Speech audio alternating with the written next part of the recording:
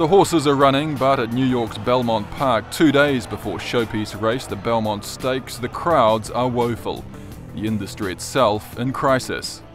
In New York, it's probably been as worse as it's been in the last 30 years in terms of the state of our industry. The problems are numerous. Firstly, a tough economy plus competition from other forms of gambling means the amount bet on horses, what in America they call the handle, has fallen sharply. The handle on horse racing in the United States was running around 2005 at about $15 billion and now is much closer to $12 billion. As the handle's fallen, so has the prize money. Purses are down over 20%, and we're quickly approaching levels that were represented in the early 1980s. And breeders are suffering. Well, we've got 400 farms in New York State, and basically nobody knows what to do. I think there'll be serious downsizing. Things have gotten so bad the New York Racing Authority, or NYRA, which only recently emerged from bankruptcy, almost abandoned this summer's season. It was only saved by an emergency $25 million loan from the state government. It's hit a breaking point in terms of being able to run and not run.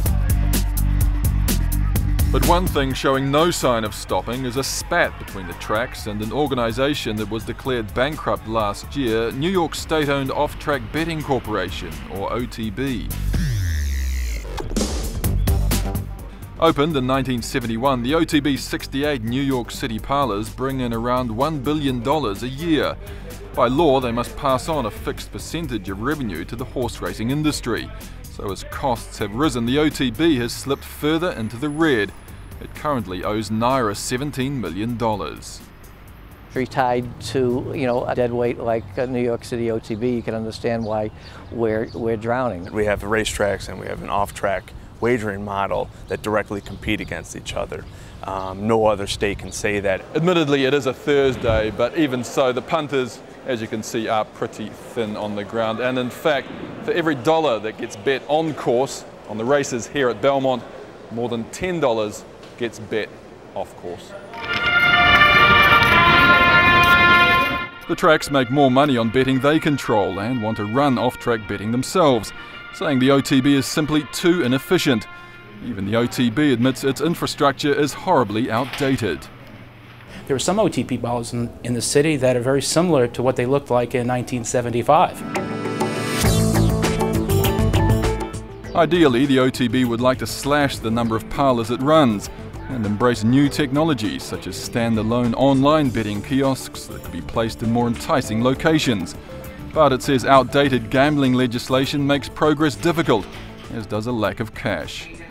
It needs an influx of capital to be able to change, and we have a plan that we believe it relies much more on technology and less on bricks and mortar. If they don't make the fundamental change where the racetrack actually runs the OTB, we're just moving deck chairs on the Titanic. While the OTB squabble continues, the thoroughbred industry is keen to tap into a revenue source harness racing has, well, harnessed. At Yonkers Raceway, the crowd on the concourse is meagre, but if you venture inside...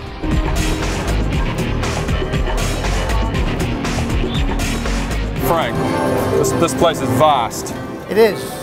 We are on a floor that contains from end to end about 4,800 slot machines, with another 500 up one floor above us. It's hardly a hotbed of high rollers, but they spend over $6 billion a year here, and around 7% of profits go to a raceway that a few years ago was set to shut its doors. This is the engine that drives the operation. And without it? Without it, the future of horses here, not that great. NYRA has actually had permission to operate slot machines at its Aqueduct racetrack since 2001, but thanks to New York's famously fractious political system, it's yet to happen. It's probably cost purse money, between $2 and $3 billion. The decision making isn't business decision making, it's political decision making here in New York. It's very frustrating. It makes no common sense.